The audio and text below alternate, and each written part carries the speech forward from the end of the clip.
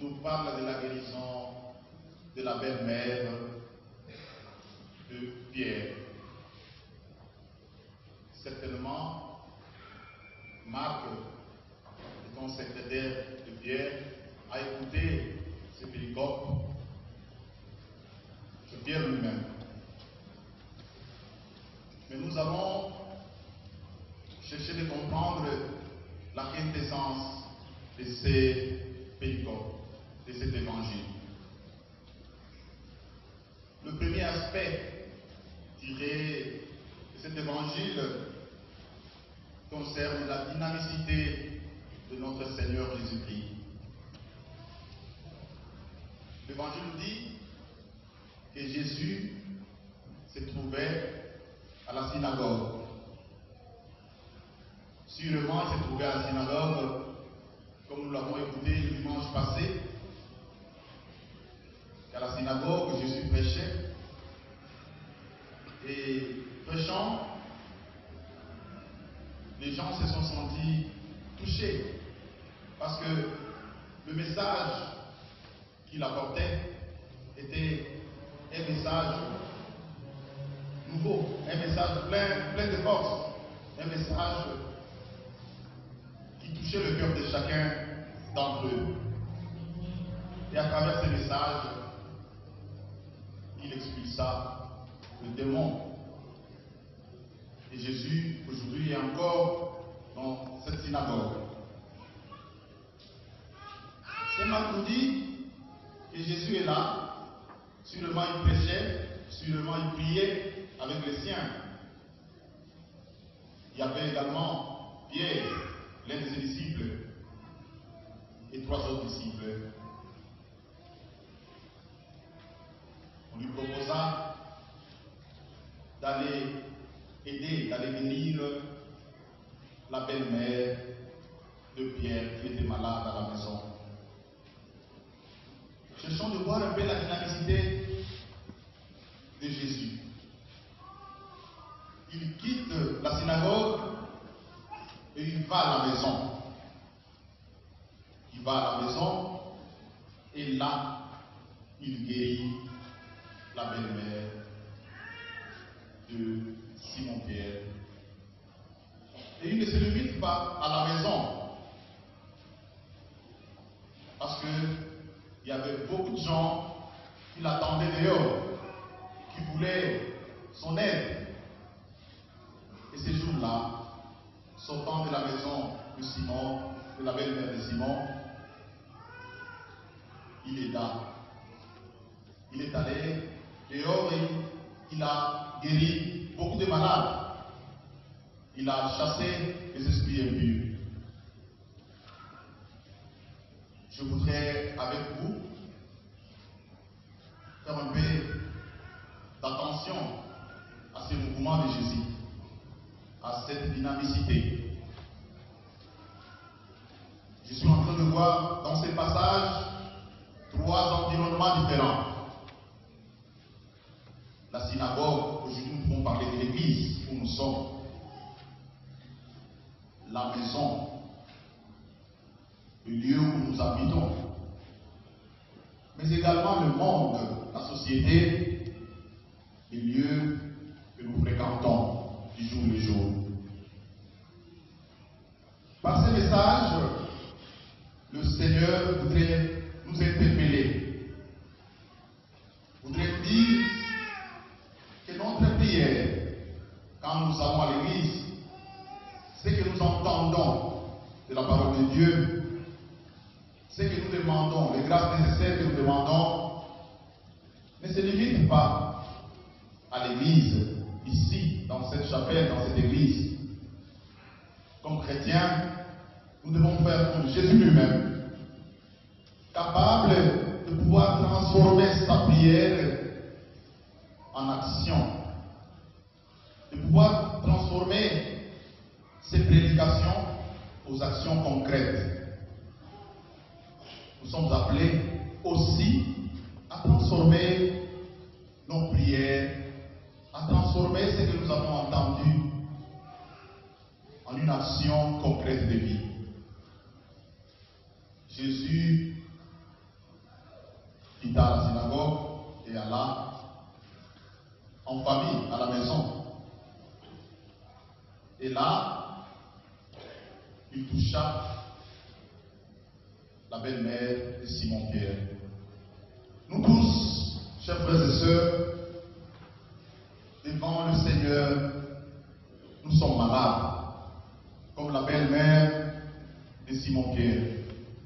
Il ne s'agit pas ici de la maladie, il ne s'agit pas ici seulement de la maladie physique, parce que nous pouvons croire qu'il s'agit seulement de la maladie physique.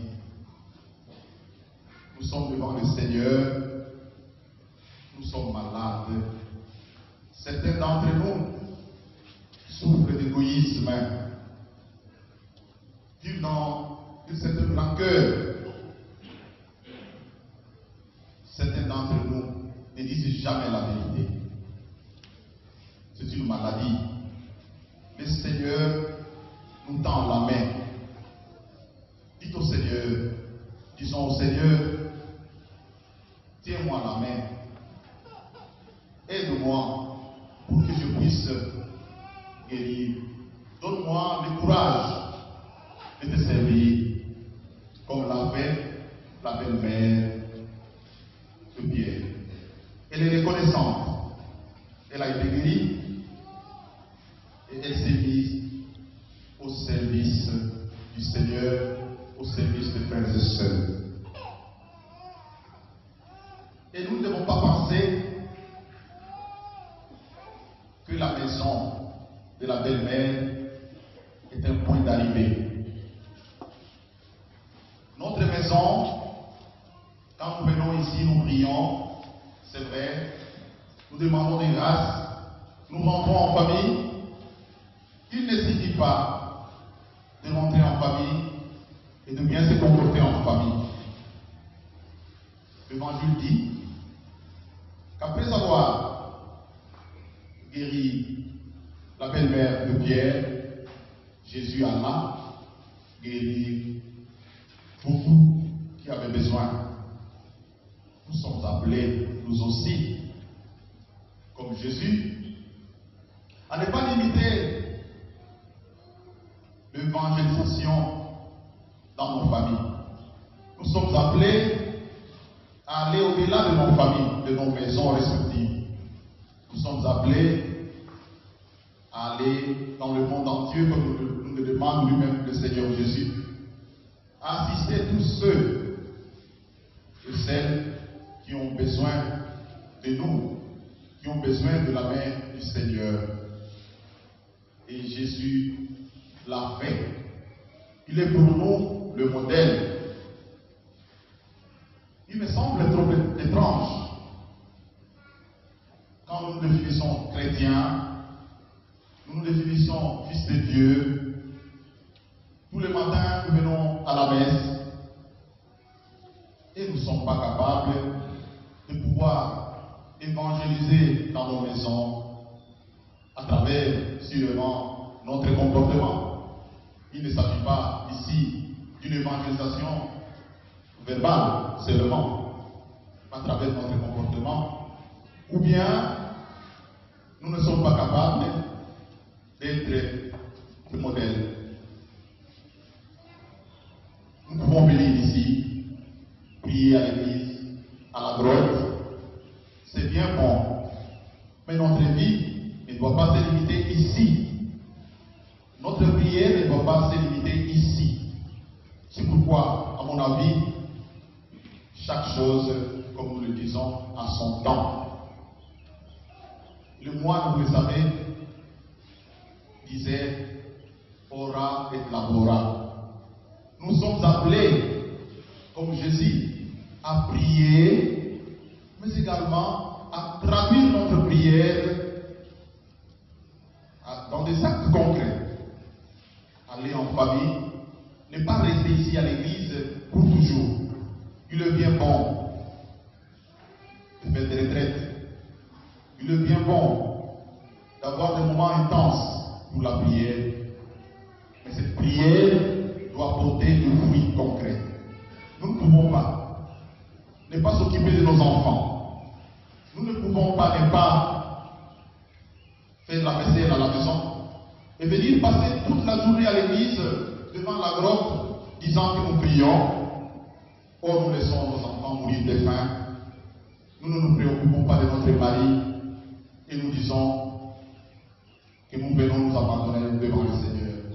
Le Seigneur ne veut pas ça. Lui-même nous montre un bon exemple. Il prie et il transforme sa prière aux actes concrets. Nous sommes, nous aussi, appelés à prier, à remercier le Seigneur, à recevoir des grâces, pour pouvoir traduire ces grâces en actions concrètes. Et notre aspect, notre grâce que nous traduisons en actions concrètes ne doit pas se limiter à la maison, doit s'étendre dans nos milieux de vie, dans notre travail. Nous ne pouvons pas nous déclarer chrétiens, nous ne pouvons pas être chrétiens et ne pas aimer les autres au milieu du travail, vivre dans des conflits. Nous ne pouvons pas nous déclarer être chrétiens et traiter les autres comme des choses. Ça ne vaut pas la peine. Le Seigneur est pour nous un modèle. Mais notre aspect aussi important, après avoir résolu le problème des gens qui voulaient le rencontrer juste après la guérison de la belle-mère,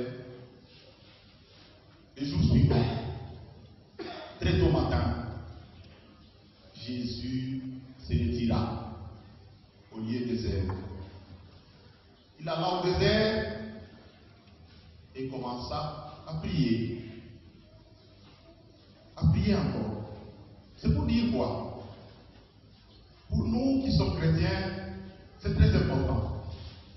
Jésus, tout ce qu'il fait, les œuvres qu'il réalise, il prend la force dans la prière.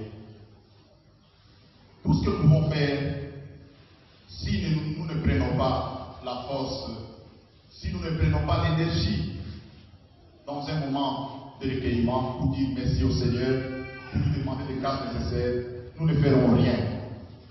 Nous pouvons avoir des énergies physiques, nous pouvons avoir des énergies intellectuelles, mais si nous n'associons pas le Seigneur Jésus, notre œuvre est nulle. Nous ne pouvons faire quelque chose de bon. Mais la chose la plus intéressante est que quand Jésus est en train de prier, voilà, Pierre et les autres disciples arrivent et ils diront, tout le monde te cherche. Tout le monde te cherche. Posons-nous la question de savoir pourquoi le monde cherche Jésus. Nous sommes ici. Nous sommes venus prier. Pourquoi nous sommes venus prier? Pourquoi nous cherchons réellement Jésus? Sur certains d'entre eux cherchent Jésus parce qu'ils veulent voir des miracles. Parce qu'à peine il a fini de faire des miracles. Dans l'évangile, nous connaissons également que certaines personnes suivaient Jésus parce qu'ils voulaient un morceau de pain, ils voulaient manger. Mais écoutant la réponse de Jésus à la demande de ses disciples qui disaient tout le monde te cherche,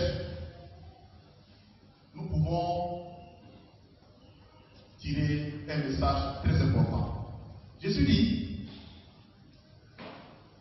allons de l'autre rive.